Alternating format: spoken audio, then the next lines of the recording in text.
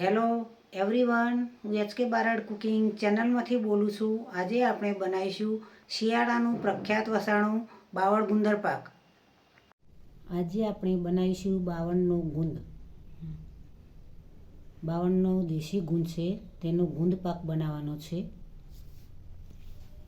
Totally ચીજો દરેક એમાં આવતી હોય છે। હવે તેને આપણે એક એક પેકેટ લઈને મિક્સર જારમાં દળી દઈશું।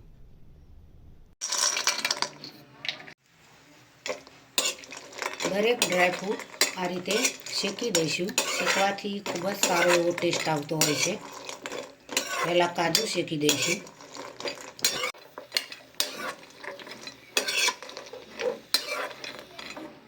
કાજુ શેકાઈ ગયા છે। હવે બદામ પણ શેકી દઈશું।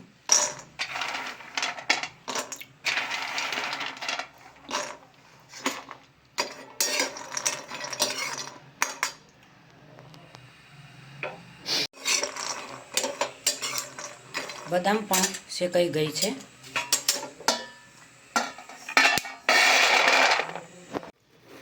મખાના શેકીશું।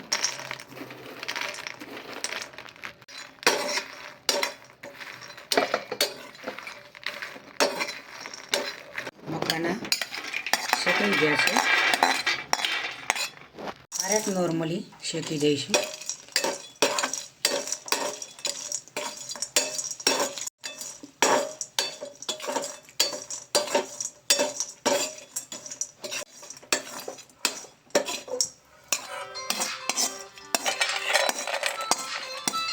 હું 500 ગ્રામ ઘી એડ કરીશું।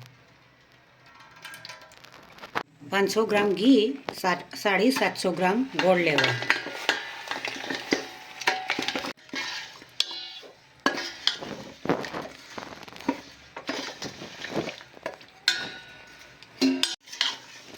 ગોળને આ રીતે હલાવતા જવાનું છે। ગોળનો પાયો બનાવવાનો છે।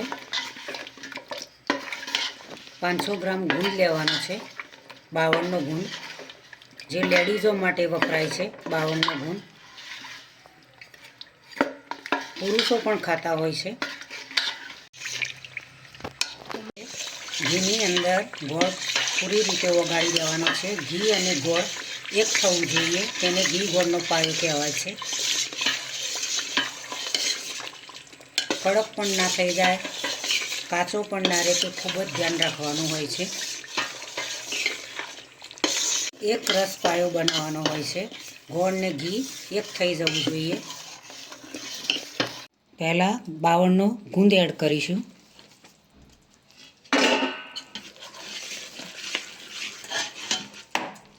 મખાના દળેલા એડ કરીશું।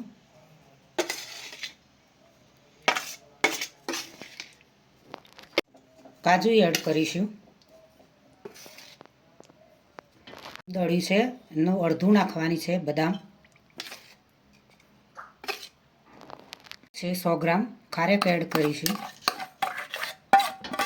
ચારોળી એડ કરીશું।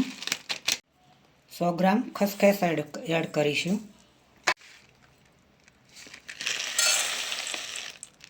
મગજતરી એડ કરીશું 50 ગ્રામ। કોપરાની છીણ એડ કરીશું 250 ગ્રામ। 150 ગ્રામ દ્રાક્ષ એડ કરીશું। બધું મિક્સ કરી દઈશું। હવે તેને ગરમ કરવાનું નથી, બરાબર મિક્સ કરીને હલાવી દેવાનું છે। બાવળનો ગુંદ લેડીઝોને સુવાવડમાં પણ આ રીતે બનાવીને ખવડાવતા હોય છે।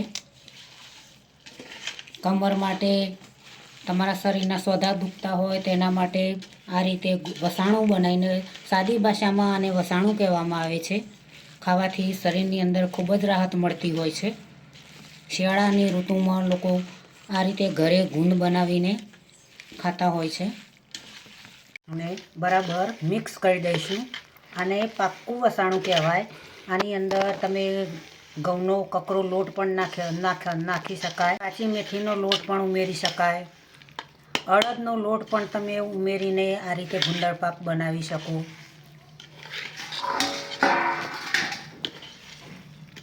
હવે વસાણું અંદર એડ કરીશું। એની અંદર હું કોઈ જ પણ લોટ ઉમેર્યો નથી. સરસ એવું પાક્કું વસાણું બનાવ્યું છે.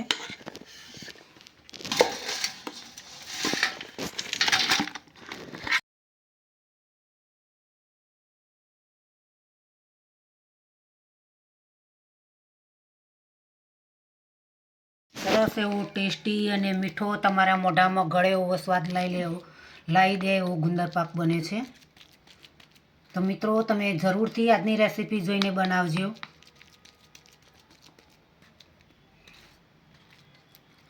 અને જરૂરથી 2 લાઇકના બટન દબાવજો. તમને લોટ અંદર અડદનો કે મેથીનો કે ચણાનો કે ઘઉંનો લોટ નાખીને ગુંદર પાક ભાવતો હોય તો આ રીતે બનાવીને અંદર શેકીને તમે બનાવી શકો છો. અને તેના લાડવા પણ બની શકે. આ રીતે ચોસલા પણ પાડી શકાય. તેને ઠરવા માટે મૂકી દઈશું 1 કલાક.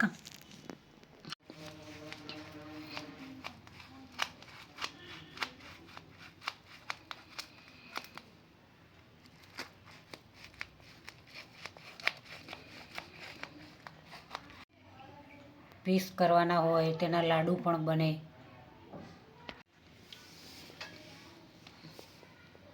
આ રીતે તમે ડબ્બામાં ભરીને મૂકી રાખીને ખાઈ શકાય. તેને 15 દિવસ સુધી આરામથી ખાઈ શકો. ખૂબ જ સારો એવો ટેસ્ટ આવતો હોય છે. શરીર પણ તમારું સારું રહે. તો આજની રેસીપી મિત્રો તમને જરૂરથી મારી ગમી હશે.